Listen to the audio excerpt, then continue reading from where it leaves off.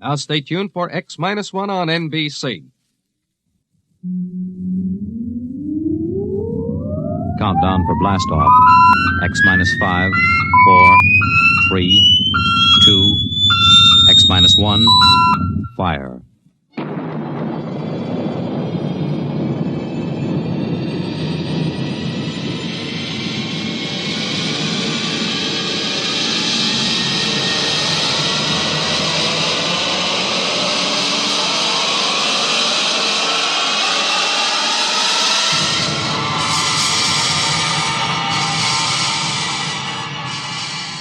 From the far horizons of the unknown come transcribed tales of new dimensions in time and space.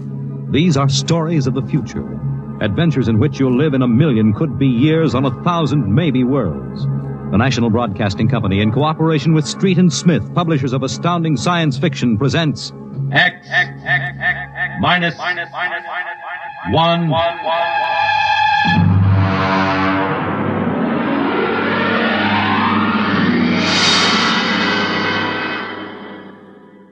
Tonight's story, Time and Time Again, by H. Beam Piper.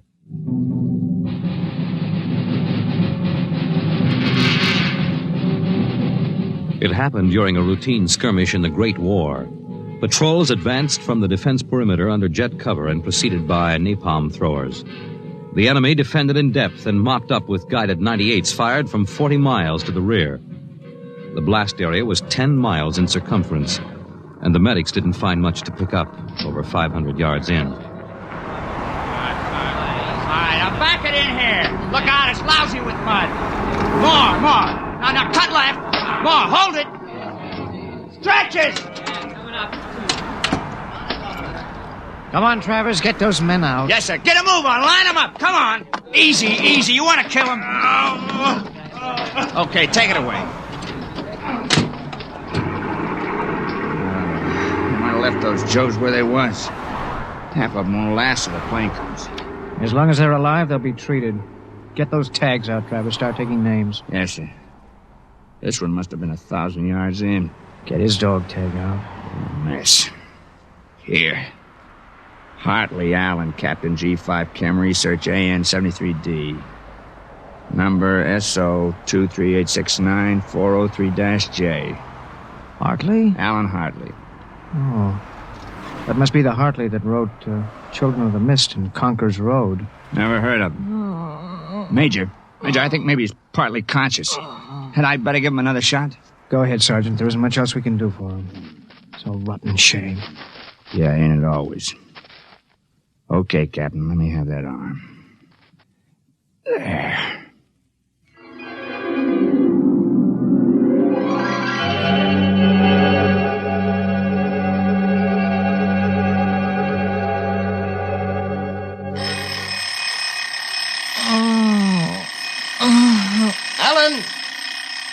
Alan!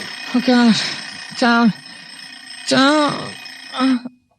Get up, Alan. Can't stay in bed all day. I remember that. Clear as if it were real. Up and at him. Hit the deck. Remarkably vivid.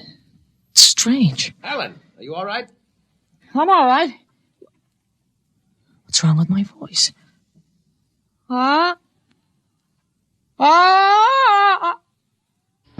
It's too high. What are you doing? Practicing singing? My voice has changed. Is that all? You're growing up. Happy birthday. Happy birthday. Hey, wake up, son. Wake up. I am awake. It's impossible. I am awake. Well, the way you slept through that alarm, I'd say it was impossible. Come on, out of bed. I don't understand. You went to bed at a decent hour. You could wake up the next morning. Come on, son. Breakfast waiting. Out of bed or I'll turn it over. All right. It's a dream. Maybe, but you're wide awake now. I am. I'm awake. Well, half awake anyway. That's the bell at St. Boniface, isn't it? What day is it? Are you kidding? You forget today's your birthday? No, I didn't forget. Neither did I. Here, son. Happy 13th birthday. You won't guess what's in here. A rifle. A light .22 rifle. Oh, now how did you know that? I remembered. Did I spill the beans sometime? Oh. I could have sworn it would be a surprise. Well, go on. Open it. You like it? Yeah. Yeah, it's perfect, Dad. We'll have to lay down rules about using it. And I'll have to teach you how to operate it. I don't believe in letting a boy handle a gun till he really knows how. If I let you play with that thing before I teach you about guns, you'd blow your head off. I suppose so. I'll be shaving, Alan. Come down to breakfast when you're ready. Well, it's a big day today. You're almost a man. Almost. You're still groggy.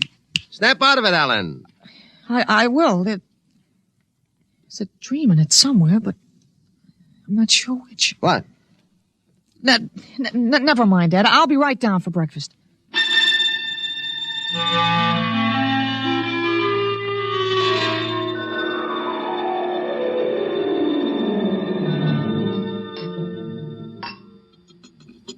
What you going to do today, son?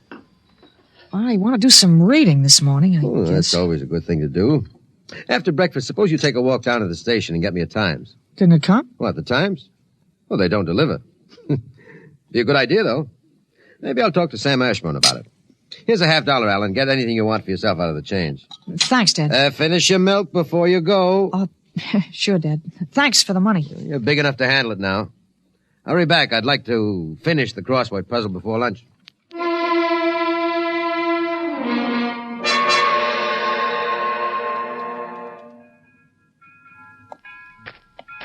Here you are, Alan. 1 times. Tell your father the puzzle's a stinker this week. Yeah, thanks, Mr. Ashburn. Look out for the trucks when you cross the highway.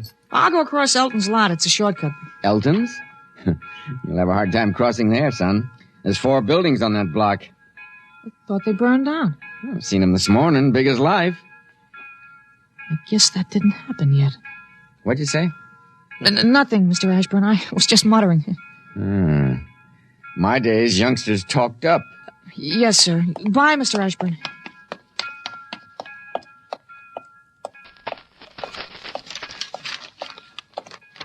Monday, August 6th, 1945. Okinawa 1.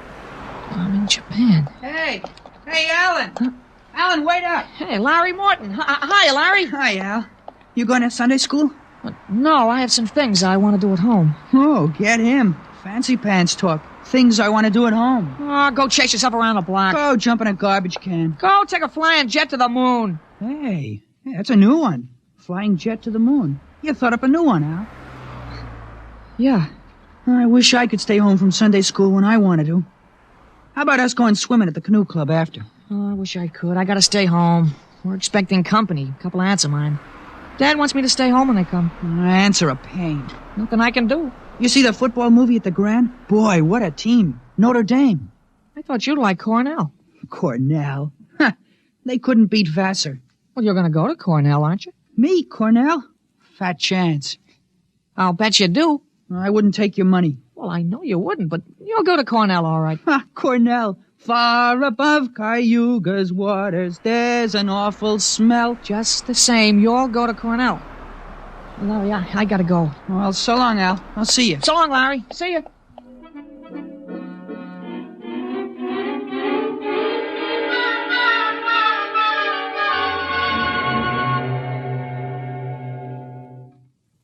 I'm stuck in this corner. 7-letter word that makes in proportion. Tight. Huh? Tight. T-I. It fits. Now, how did you know that, Alan? That? I read it somewhere, I guess. Oh. What you reading now? Tarzan again? No, not Tarzan. It's refreshing to see you with a book. Sometimes I think I ought to forbid comic books in the house. Yeah, they must be raising the devil with those bombing raids in Japan. How long do you think the war in Japan will last, Dad? Oh? I'd say to the middle of 1946. They'll have to invade those islands foot by foot. I don't think so, Dad. I wouldn't be surprised if the war was over very suddenly. How, by magic? There isn't a thing on earth will make those Japanese surrender. You expect somebody to make a pass and it'll be all over by this afternoon? Something like that. Wish it could. Be a lot of boys dead in the invasion of Japan. Mr. Hartley, Excuse me, please. Oh, hello, Mr. Gutchell. That's Frank Gutchell, Dad? That's right. Excuse me. I didn't mean to disturb you, Mr. Hartley. It's all right. Lovely day, isn't it, Mr. Gutchell? Mr. Hartley, the Lord's Day is always beautiful. Of course, Mr. Gutchell. Mr. Hartley, I wonder if you could lend me a gun and some bullets. My little dog's been hurt, and it's been suffering something terrible. Oh, that's too bad. I want a gun to put the poor thing out of its pain. Of course. How would a 20-gauge shotgun do? You wouldn't want anything heavy. I was hoping you'd let me have a little gun. Maybe, so big. Pistol? So I could put it in my pocket. It wouldn't look right to carry a hunting gun on the Lord's Day. And people wouldn't understand that it was for a work of mercy. Of course, I understand. You're a very religious man. The whole world is evil, Mr. Hartley. Yeah, sometimes it certainly looks like it.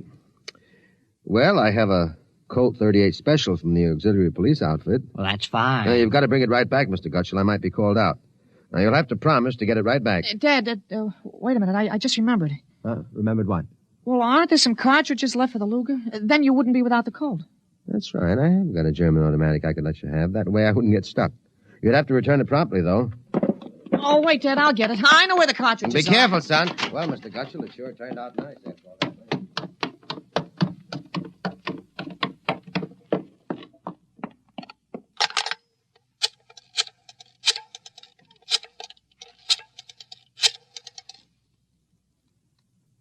Hello, police headquarters. This is Blake Hartley. Frank Gutchell, who lives on Campbell Street, has just borrowed a gun from me, ostensibly to shoot a dog. What? No, he has no dog. He intends shooting his wife. Now, listen, he'll walk home. If you hurry, you can get a man there on time. What? No, but I wish you'd get my pistol back to me. It's from the First World War. All right, then you'll take care of it. Goodbye.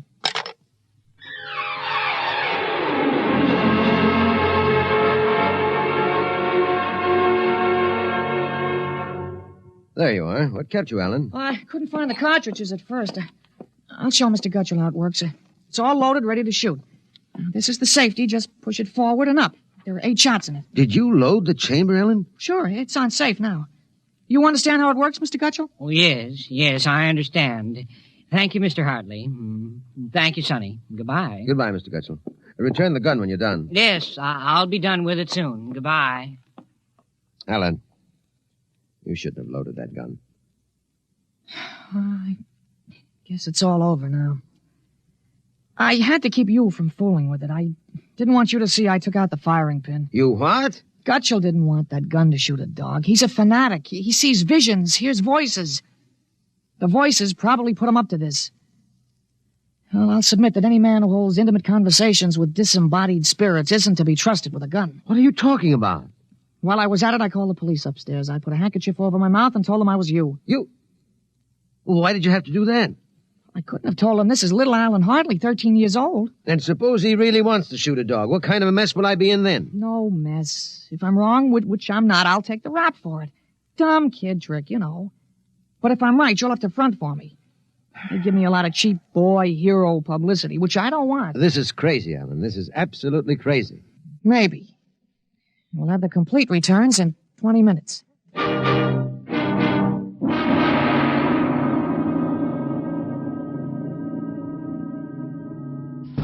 Mr. Hartley? Mr. Blake Hartley? That's right. I'm Detective Sergeant Koborski from Homicide. Here's your Luger. Thank you. I don't know how you spotted that guy, but when we busted in, he was pointing that gun at his wife and swearing a blue streak because it wouldn't go off. I'm glad I was able to help. You know, they may even have some kind of a citation for you, Mr. Hartley. I don't think that's necessary. In the department, we figure a little publicity never hurt nobody. Even a lawyer, huh? I really would prefer it if it were kept quiet. Well, whatever you say. We'll want you to drop around in the morning for a statement. I'll be glad to. Well, goodbye. Goodbye, Sergeant. Goodbye, Sergeant. Why don't you take the citation, Dad? Well, you were right. You saved that woman's life. Now, let's see you put back the firing pin. Sure. Here. All right, Alan. Suppose we have a little talk. But I explained everything. You did not. Yesterday, you wouldn't even have known how to take this pistol apart. Today, you've been using language and expressing ideas that are outside of everything you've ever known before. Now, I want to know... I hope you're not toying with the medieval notion of obsession. What? Well, you say I'm changed. When did you first notice this? Well, last night, you were still my little boy. This morning, I don't know. You've been strange all day. There's been something... Alan, what's happened to you? I wish I could be sure myself, Dad. You see, when I woke this morning, I hadn't the least recollection of anything I'd done yesterday, August 4th, 1945. Oh, but that's serious. You don't know how serious. My last memory was lying on a stretcher, injured by a bomb explosion. I was 43 years old, and the year was 1975. 1975? Well, that's right. You'll be 43 in 1975, but a bomb? Yes, during the siege of Buffalo in the Third World War. I was a captain in G5, Scientific Warfare, General Staff. Buffalo? You mean Buffalo, New York? There'd been a transpolar invasion of Canada. I was sent to the front to check on service failures of a new lubricating oil. A week after I got there, Ottawa fell and the retreat started. We made a stand at Buffalo, and that was where I got it. I remember being picked up and getting a narcotic injection. The next thing I knew, I was in bed upstairs, and it was 1945 again. And I was back in my own 13-year-old body. Oh, Alan, you just had a nightmare to end all nightmares, that's all. I thought it might be that at first, but I rejected it. It won't fit the facts. But it's ridiculous, all this Battle of Buffalo stuff. You picked up something listening to the radio. All the commentators have been going on about another war after this one. You've just got an undigested hunk of H.V. Callan born in your subconscious, that's all. But that isn't everything. I remember 4 years of high school, 4 years at Cornell, 7 years as a reporter on the Philadelphia Record, 3 novels, Children of the Mist, Rose of Death, Conqueror's Road. You think a 13-year-old can dream up all that stuff? But it's the only possible explanation. Maybe, but I can speak 5 languages today that I couldn't yesterday. French, German, Chinese, Russian, and a little Spanish. Although I've got a Mexican accent you could cut with a knife. But how did it happen? Alan, I can't believe it. All I know is here I am. I've been reading up on time theories. Nobody seems to know much about them. Evidently, time exists parallel as another dimension, and I got kicked backwards along it. But how? Oh, it may have been the radiations from the bomb or the narcotic injection, or both together. But the fact remains I'm here with full knowledge of my future identity. This is quite a shock, Alan. But you do believe me, don't you? Yes, I suppose I must. You seem so strange, as if you weren't my son.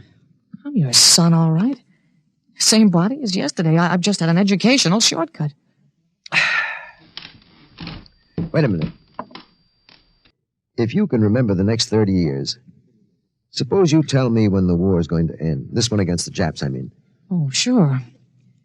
Well, the Japanese surrender will be announced at exactly 7:01 p.m. on August 14th. That's a week from Tuesday. You better make sure we have plenty of grub in the house by then. Everything will be closed up tight till Thursday morning, even the restaurants. I remember we had nothing to eat in the house but some scraps. A week from Tuesday. That's pretty sudden, isn't it? Not after today. What do you mean? What happened today? Oh, plenty.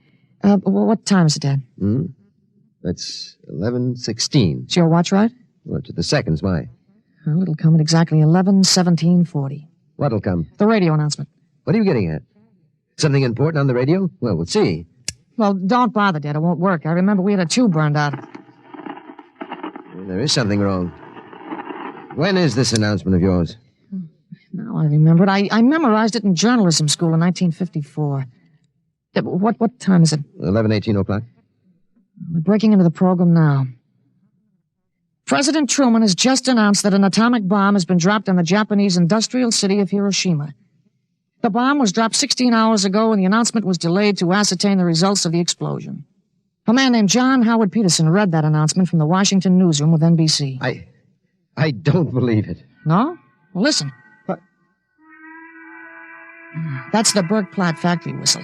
And the bells of St. Boniface. Now, next the whistle at the volunteer firehouse. Then it's true. It's true. Sure. Then Larry Morton came by on his bicycle. Hey, Al! Now you hear? You hear about the bomb? An atomic bomb? Yeah, we heard. Boy, atomic bomb. Oh, boy. I gotta go find my pop. He's on the golf course. Bye, Al. Bye, Mr. Hartley. You knew. You knew about it. The next bomb hits Nagasaki. I thought that stuff about atomic energy was so much fantasy. Was that the kind of bomb that got you? Oh, that was a firecracker to the one that got me. It was a guided 98. Exploded 10 miles away. And that's going to happen in 30 years? I remember it. How about... how about me? Oh, wait. Never mind. I don't think I'd better know when I'm going to die. I couldn't tell you anyway. I had a letter from you just before I left for the front. You were 78 then, and you were still hunting and fishing and flying your own plane. But another war. And fought on American soil. Oh, Ellen, I wish this hadn't happened to you. It happened. I remember it. But if I can help it, I'm not going to get killed in any Battle of Buffalo. But if you remember it, if time exists as a parallel dimension, then every tick we're getting closer to that Third World War. Dad, you know what I remembered when Gutschall came to borrow that gun? No, I suppose that you suspected him and warned me. No, that wasn't it. The first time when I was really 13, I wasn't home. I'd been swimming at the canoe club with Larry Morton. When I got home about a half an hour from now, I found the house full of cops. But if the gun didn't fire... What makes you think it didn't? Gutschall talked the 38 out of you. He went home, shot his wife 4 times in the body, once behind the ear, and used the 6th shot to blow his own brains out. That's what you remember? Yes. The cops traced the gun. They took a very poor view of your lending it to him. You never got it back. But here it is. Oh, not the way I remember it. But I didn't want you in trouble, so I warned you. Dad, I found out the future can be changed. One man can't change the whole future. I stopped a murder and a suicide. I know, but... With 30 years to work, I can stop a world war. I'll have the means, too. The means? Unlimited wealth and influence. I've got a good memory, Dad. I wrote a list out this afternoon. Assault, jet pilot, citation, ponder, middle ground. What is this, a code? Horses. That's a list of Kentucky Derby winners from 1946 to 1970. Huh? You sure? Well, I learned that list on a bet at the Officers Club in Cincinnati in 1971. Assault paid 8 to 1. You figure out what we can take in. But gambling. Oh, this isn't gambling. It's a sure thing. When we get rolling, we'll make the Rockefellers look like pikers. Assault at 8 to 1. Mm-hmm. I suppose I could scrape up $5,000. In 10 years, that'll make a lot of money. Any other little thing you have in mind, Ellen? Well, by 1952, we start building a political organization here in Pennsylvania. In 1960, I think we can elect you president. President? Isn't that going a little too far? Well, why not? Who wouldn't vote for a politician who was always right? Besides, that's the one thing we've got to change. In 1960, we had a man in the White House who was good to his wife and sang a nice tenor, and that's about all. He fouled up so completely, we ended up at war. Now, I think President Hartley might be a little more trusted to take a strong line. But I don't know anything about international decisions. I do. I know all the wrong ones. If we can stop one murder, we can stop a war. It's worth a try, isn't it? I guess so. How do I start? Well, as I remember, just after the bomb announcement, you got a phone call from the City Fusion Party about the next election. Well, there's a lot of talk about a reform ticket. Well, that call is going to be important, Dad. It's the turning point. Now you've got to know. There it is. Well, what do I do? Well, answer it. Go ahead. But... Don't worry. I'll tell you what to do. Go ahead. Hello? Yes, this is Blake Hartley. Judge Cribbins. Yes. Just a moment. Alan. Oh. He's asking me to run. Oh, my head. Alan. Oh. Alan, what's the matter? Oh. Alan. He passed out. Alan, what do I do now? Alan, listen to me. Alan. Alan, what's the matter?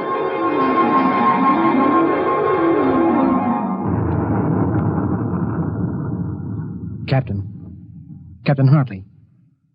Captain Hartley. He was all right, Doctor. I gave him a shot and he was all right. Well, he's dead. All right, Sergeant. Make out the tag. Hartley Allen. Captain. Dead April 8th, 1975.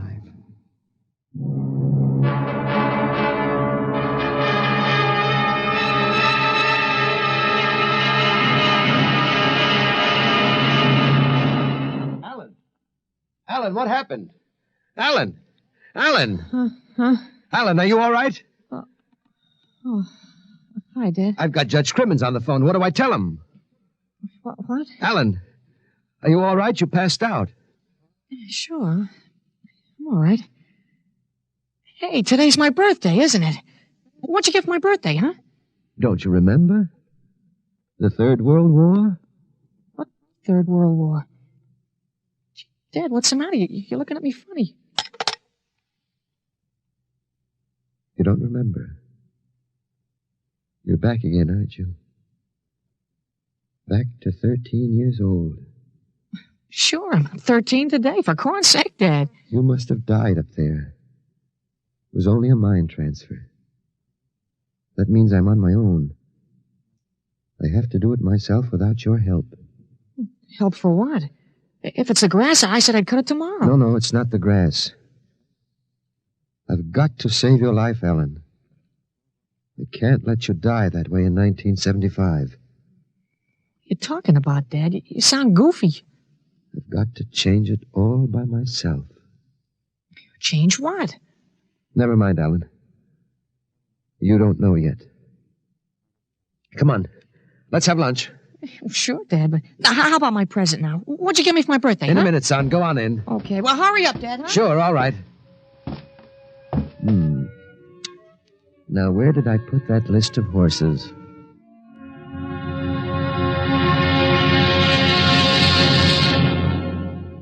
You have just heard X-1, presented by the National Broadcasting Company in cooperation with Street and Smith, publishers of astounding science fiction. Tonight, by transcription, X-1 has brought you Time and Time Again, written by H. Beam Piper and adapted for radio by Ernest Kenoy. Featured in the cast were Jack Grimes, Peter Fernandez, Joe DeSantis, Joseph Bell, Clark Gordon, Herm Dinkin, Dick Hamilton, and James Dukas. Your announcer, Fred Collins. X-1 was directed by Daniel Sutter and is an NBC Radio Network production.